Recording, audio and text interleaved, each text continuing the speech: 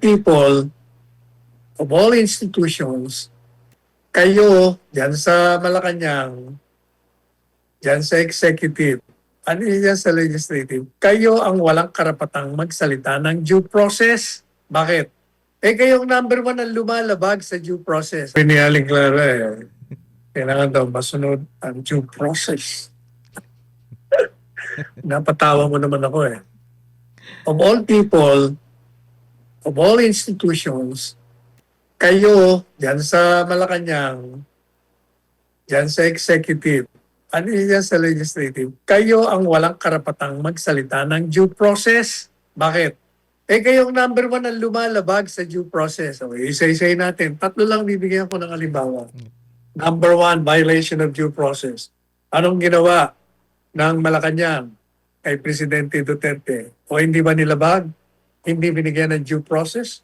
Yung kanyang pag-aresto, walang due process, dapat sa ilalim ng ating batas, sa batas din ng Rome Statute ng lumikha ng International Criminal Court, kailangan dumaan sa hukumang lokal.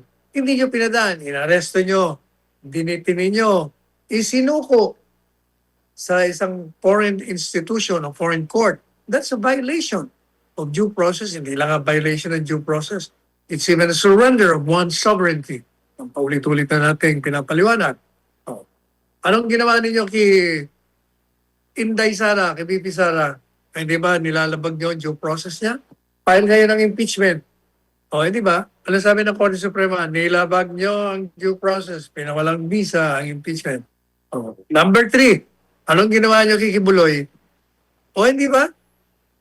Nilabag nyo rin ang karapatan ni Pastor Kibuloy at ng kanyang KOJC. Sinalakay nyo. Just because merong warrant of hindi nga warrant of arrest. Hindi search warrant. Warrant of arrest lamang sa isang tao, nagpadala kayo ng 3,000, ginulo nyo, sinira nyo.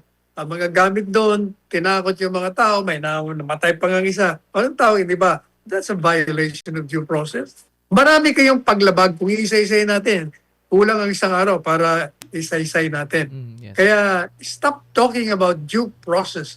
You have no business speaking of due process when you're the ones violating it.